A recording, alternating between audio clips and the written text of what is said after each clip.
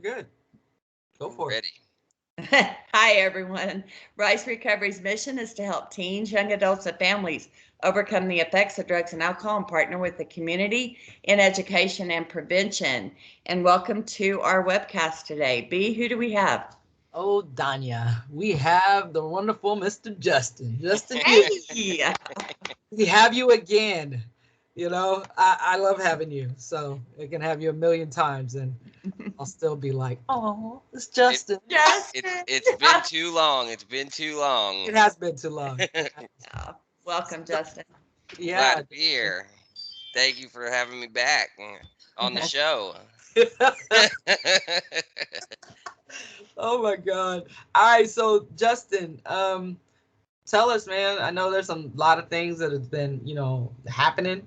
There's a lot of changes, right? Of course, we're still all adapting, right, to COVID. I just wanted you to kind of just share your experience. What has that been like for you, right, in your recovery program and in your practices? How have you been able to adapt and keep moving forward? Well, that's something that's been going on. Almost seems like almost a year now. We've been dealing with COVID and being a person in recovery during COVID. It is hard. It is difficult. I was talking to somebody the other day, and it's not like how it used to be, to where you know. You can go out to meetings and you can be with your support system like that, because even though like people are still still not doing too much, but the good news is, like, it's still possible. There still is, like, there's still room for growth in recovery. There's Mhm. still opportunities I know for me, like, I've still been, like, you know, doing the things that I've been doing for my recovery. It's just a little bit different. A lot of things are virtual. Uh, being in contact with the people I work with, and just still keeping that support system, because it doesn't matter if COVID's going on or not. I still need to be connected with people who are doing the same types of things, and it's kind of easy to get in that habit of isolation, and not wanting to do things, because I don't know about y'all, but I'm tired. The virtual world gets tough, doing things. It really does. It's not the same, like, building that connection with people, and for me, I still do some of the same things that I was doing. I still go to meetings and stuff, and I still continue to meet with my sponsees and my sponsor and continue to do the things that I was doing. But there's more, like, limitations, Yeah. and and that's one thing, like, things are constantly changing, and I like to think that I was like ready for this, like, the life that I lived before I got sober, was chaotic and crazy. So thinking about it like this, it's kind of it. It wasn't too much of a shock. I kind of knew how to deal with it pretty well, surprisingly, never being through anything like this. Yeah. You Really know, to adapt and move into places that Yeah. probably right? we normally wouldn't do. And it's one thing I will say, though, like, however, it's so important, especially, I feel like, more now than before COVID, like, is having that support system, right? Having that support system, because times are hard right now. Times are hard right now. I've never experienced anything like this, and I'm 31 years old. So just continuing to reach out, regardless if it's over the phone, on a Zoom call, or whatever it is, continuing to reach out to your support system, whatever that looks like. And that's the beautiful thing, like, not only for my own recovery, but I know for Rise, like, we're still offering the same. Nothing's changed with us.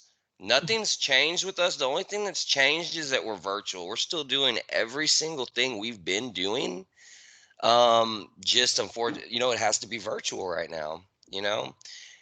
And there is still, it's good to know that regardless if it's Rise Recovery, if it's another 12-step fellowship, whatever that looks like, still being able to reach out and have that support through a virtual call, because it doesn't matter if it's live or not, there's still hundreds of meetings each day, to be able to have that support. And it's important, especially during this time of change, because we don't know what it's going to look like and how long it's going to last.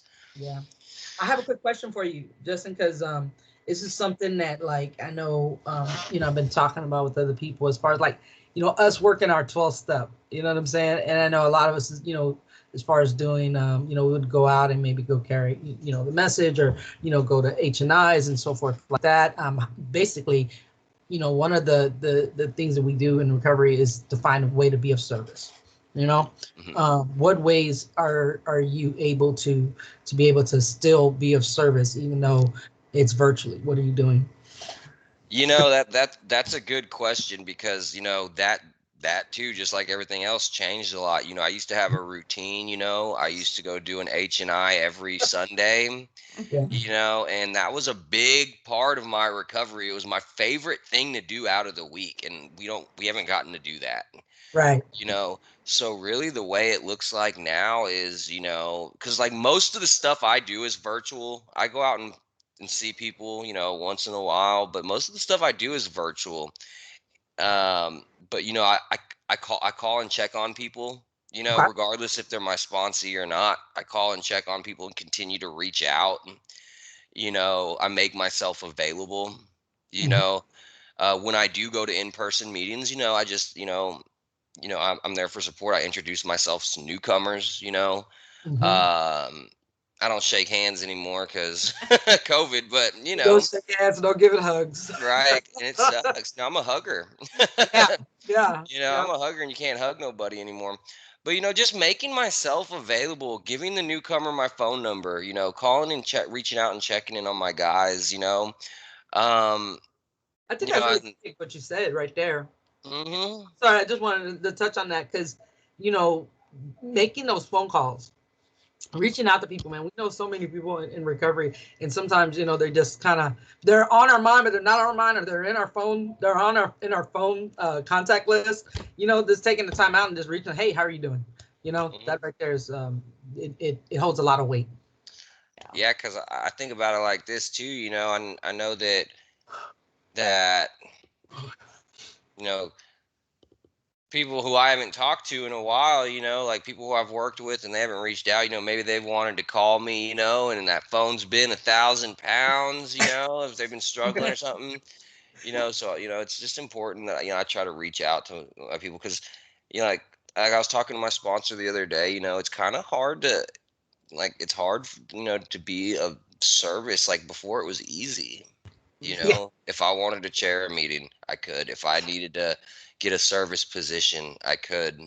Hmm. If I wanted to volunteer, I could. And now it's kind of like it's different, So I'm just, just kind of working with what I have, what we have, And a lot of that has to do with just making phone calls, reaching out, and just making myself available. Like everyone, like I just got a new sponsee the other day, and and that's been keeping me busy, and that was just because of reaching out and calling somebody, Yeah. regardless what it looks like, it's how I can be of service. It doesn't matter how, just as long as I'm getting out of myself and continuing to help that newcomer, because this is a hard time, It is. Time. Yeah.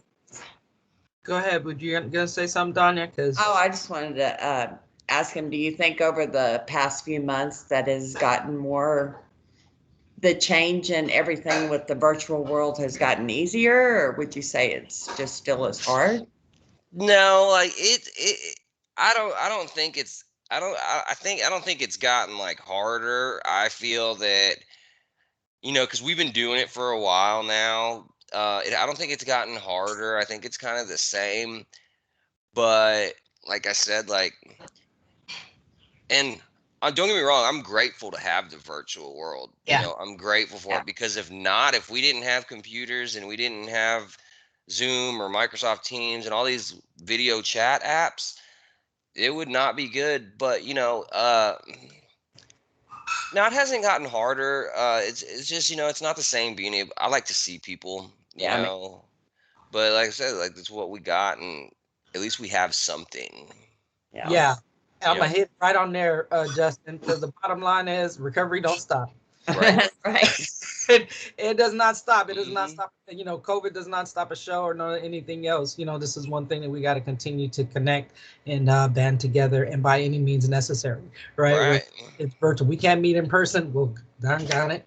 We got Okay. to get on this thing and still connect virtually, and Hmm. for the fact that we do have that capability. So you hit it right on the nose, And our biggest thing is about just staying connected, right? Reaching out to Hmm. those that we know that are out there and they might be struggling, or maybe we haven't talked to in a while, right? Right. It's reaching Right. out. So I don't know. I That's think that's our time. I just want to tell you, Justin, I love you, man. I And, love you too. and I love y'all too, and I'm glad to get to be here with you guys yeah, anytime.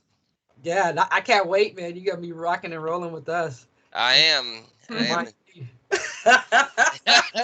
you're awesome, Justin.